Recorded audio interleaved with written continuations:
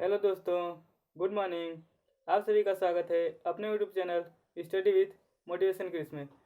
तो आप सभी को तहे दिल से शुक्रिया क्लास में जुड़ने के लिए। चलिए शुरू करते हैं। हिंदी की आज चौथी क्लास होगी।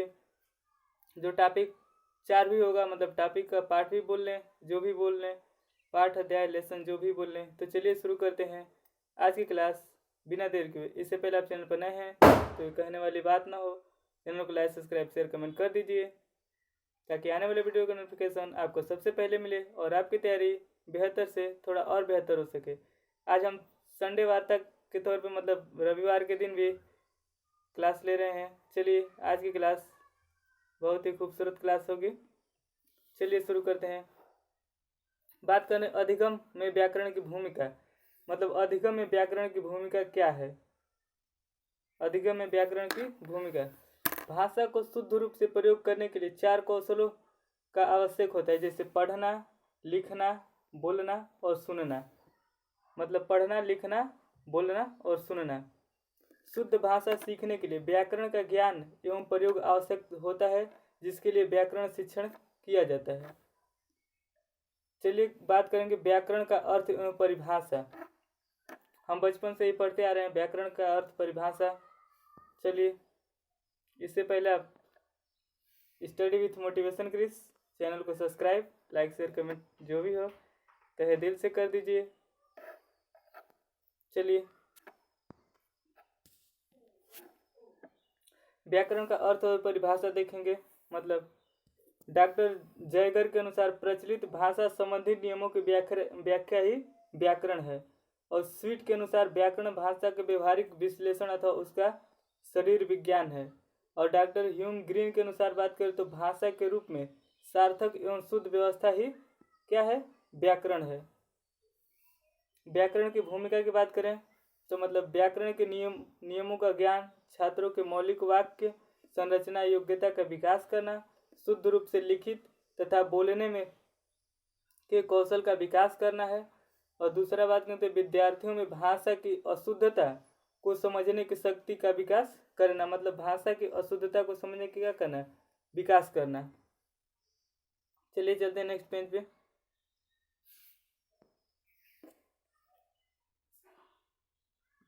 चलिए बात करें विद्यार्थियों को शुद्ध उच्चारण की शिक्षा प्रदान करना, ये किसका कार्य है, मतलब व्याकरण का। व्याकरण से भाषा का शुद्ध प्रयोग सीखना तथा भाषा में दक्षता प्राप्त करना। विद्यार्थियों को विभिन्न ध्वनि का ज्ञान देना। छात्रों को वाक्य रचना के नियम एवं विराम चिन्हों का शुद्ध प्रयोग आदि का ज्ञान कराना। व्याकरण के बिना स्पष्ट संरचना असंभव है। असंभव मतलब ये संभव नहीं है ना।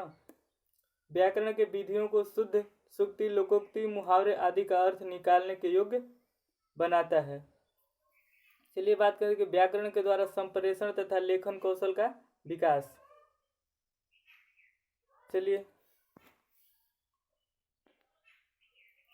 व्याकरण के द्वारा संप्रेषण तथा लेखन कौशल का विकास। संप्रेषण तथा लेखन कौशल के विकास में व्याकरण की भूमिका का बहुत ही महत्व है। बिना व्याकरण के ज्ञान के संप्रेषण तथा लेखन कौशल का विकास असंभव नहीं होता। मतलब संभव नहीं होता, संभव नहीं होता।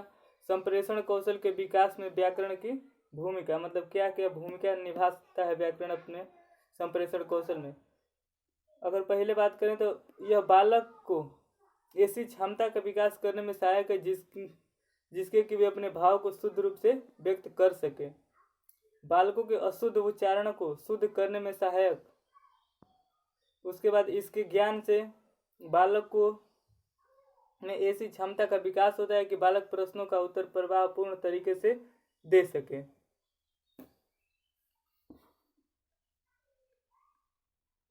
कुछ स्टैंड गलत सेट हो गया है क्या?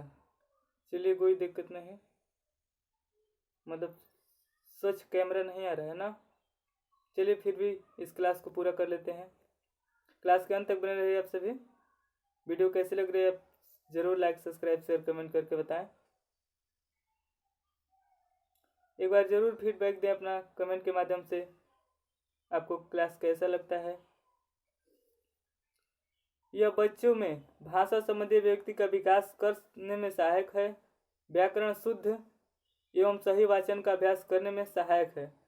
चलिए चलते हैं नेक्स्ट पेज पे और लेते हैं लेखन कौशल में विकास व्याकरण का महत्व। पहले व्याकरण ज्ञान से छात्र पढ़ी या सुनी बातों को शुद्ध रूप से या विराम चिन्हों का प्रयोग करते हुए लेखन कौशल का विकास करते हैं। व्याकरण में छात्रों को विभिन्न नए शब्दों को समझ विकास। ये दोबारा सेट हो गया क्या पेपर? नहीं, सही तो है। चलिए बात करेंगे यह छात्रों को गद्य पद में अंतर समझकर उनके लेखन कौशल का विकास करने में सहायक है। व्याकरण छात्रों के लेखन में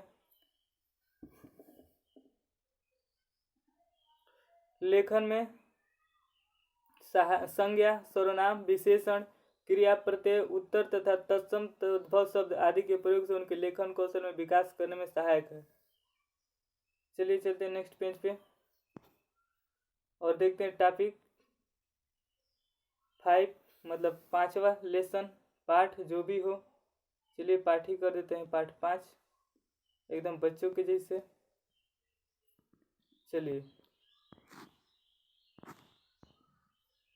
बात करेंगे 5वें टॉपिक की भाषाई विविधता वाले कक्षा कक्ष की चुनौती है। जैसे भाषाई विविधता में बहुभाषिकता भी कहा जाता है। बहुभाषिकता का मतलब होता है बहुत सी भाषाओं का सम्मिश्रण करना। बहुभाषिकता भारत की संस्कृति का अभिन्न अंग है। तो बस आज की क्लास में इतना ही। कैसा लगा आपको क्लास? कमेंट में जरूर बताइए। आज चैनल पे आप जरूर एक बार सब्सक्राइब आए हैं तो सब्सक्राइब करके जाएं। शेयर, कमेंट और लाइक ज़रूर कर दें ताकि आने वाले वीडियो का नोटिफिकेशन आपको सबसे पहले मिले और आपकी तैयारी बेहतर से थोड़ा और बेहतर हो सके। आप सभी का शुक्रिया। आपका दिन शुभ हो। तहे दिल से शुक्रिया क्लास में जुड़ने के लिए एक बार फिर से धन्यवाद।